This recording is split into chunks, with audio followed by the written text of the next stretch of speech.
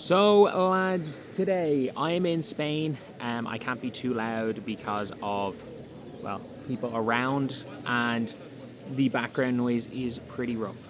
It is, it's pretty bad. But that being said, a CBA deal has been officially given. The salary increase is, in fact, I'm pretty sure the salary increase is nearly 5x. 7 million salary cap, which is ironically exactly what I predicted. I said 7 million was going to be a number that the league would absolutely concede on, and it was a number the players would have to be happy with, because I don't think they go much higher than that based on what the league were offering. I knew the league would concede at 7 million. The rev split, by the sounds of things from Shams, it sounds like the gross rev, it's a gross rev split, because it says that the deal ends up at just under 20% over the course of the deal. So my expectation is that we're going to see it start off year one very close to what the league are looking for. The league were looking at 15%, or at an equivalent of 15% gross rev. And I think it's going to start similar to that. But by the sounds of things, it looks like they've got a gross rev split. I'm not 100% sure of that. That's big for the players, because what a gross rev split does is it minimises the risk. It does minimise the reward, though. I don't think the players also realise that it can minimise the reward. The gross rev split can minimise the reward, which is at times not the most ideal scenario in the world, because if the league booms like they kind of hope it would, they're kind of fucked. But if it is a net rev split that's expected to go to 20, it means their projections are the league's going to make more and more money, because with current projections, which is the gross rev split or net rev split of 70 equaling gross rev split of 14%, they're expecting a 20% profit by the league every single year, which is obviously that's where they're getting that numbers from. So if it is a net rev split, they're just obviously expecting the revenue to go up. At the end of the day, it is a situation where the players are going to get paid way more. The max salary is super high, well over $1 million. I think it's up at 1.5 million with the salary cap at 7 million. It pretty much means you can't have three max contract players. You can't have three max players.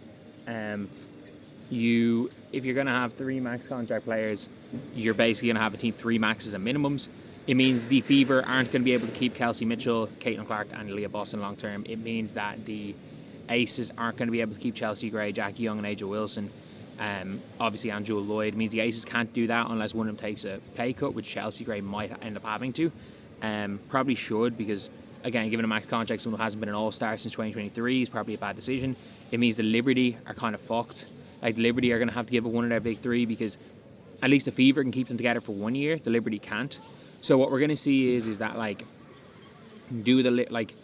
if you're a Dallas Wings, a Jonquel Jones becomes available, and a Jonquel Jones becomes the Wings become attractive to a Jonquel because, the Wings have a Paige Bueckers, likely an AZ Fudd, because I still don't think they're going to take Awafam. And if you're the Minnesota Lynx, it at least gives you some flexibility, because outside of fee, nobody's worth a max. So you can pay Kayla McBride 2/3 of a max, or 3/4 of a max. You can pay Alana Smith 2/3 of a max. You're going to lose one of the stud buds, but the thing is that they might take a bit of a pay cut just because of the advantages that being part of the stud buds is and being on the same team. Just from that perspective, the brand advantages they have in that, so they might take a pay cut. So if you're Minnesota, you're looking like, oh shit, we can go and bring in Awafam and run it back, run the same starting five, and just improve our backup centre. And in long term, the ideal five next to, with the way the ball movement is, the shooting, the passing, the ideal five next to Fee is Awa. So you make that decision then. But as well as that, the minimum contract being 300k, I don't think people realise this means that you see all those European players, they're all going to come over. Emma Messman is exceptional.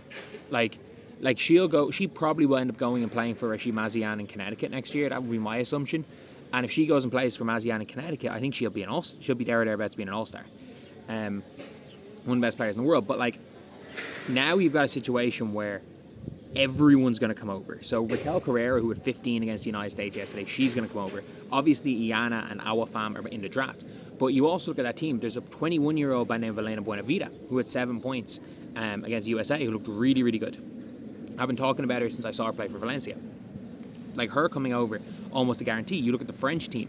You look at, I know Badian came over for the Lynx, but like, Badian, somebody that would have greatly improved a team like a Fever, and obviously when the Lynx cut her when she went off the Eurobasket, like, she got cut because she went to Eurobasket. She'll 100% come over. Chiara Linskins is going to come over. Obviously, Julie Van Loo, Julie Alamond are still going to be there.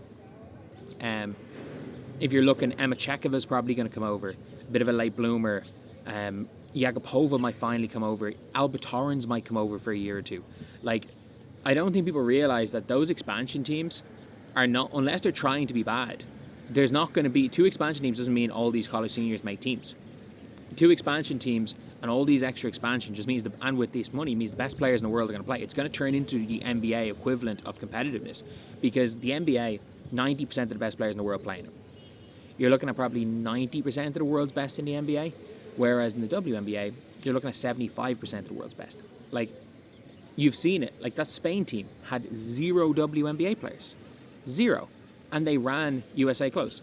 That entire team could be somewhat rotational players. Like, Mariana Ortiz is probably going to come over at 32 as a really good backup. She's going to come over as like an elite backup. So you're looking now at these players. That 300k is more money than a lot of them have ever seen playing overseas. So I do think that we're looking at this team, and it's like, we're looking at this whole situation, and a 300k minimum, average salaries over the course of the deal of over 600k, and that's without revenue split and revenue increases being taken into account. You're probably adding, especially if the league grows to the way they hope it's going to grow, you're probably adding 100k per player. So you're looking then at 400k-ish being the minimum, and housing probably covered being the minimum, like, I just say amount covered. Amount covered between housing, between certain brand deals. Like, you're looking at even the lower end players with everything taken into account making $500,000 a year. No, overseas, nobody's making that. I repeat, nobody is making $500,000 overseas. Maybe Emma Messman because she's the fucking 4-time EuroLeague MVP or something. Maybe Gabby Williams. Maybe Kale McBride. Almost nobody, unless you are, Liz Cambridge in China. Some of those players are. This is going to be the best league in the world. Like, you're not going to see a Pauline Astier just say, you know what, I don't really want to come over. I don't really feel like coming over. Like, Janelle Solon came over last year, and she obviously succeeded. We saw last year Monica Cole-McCanny, Janelle Solon. Like, Monica Cole-McCanny nearly made an all-defensive team. Did she make it in the end? I think she made an all-rookie team. Solon made an all-rookie team. So you're looking at these players coming over, and like Kat Westbeld, Kit Laxa. When you're making 70k, but you're making 150k overseas, a lot of people are saying, okay, you know what, maybe this isn't worth it. But the way things are going right now, where you're making 300, 400, 500k, with everything taken into account, the expectations to make about $500,000 in WNBA salary, and you can then go back overseas and still make your 150k.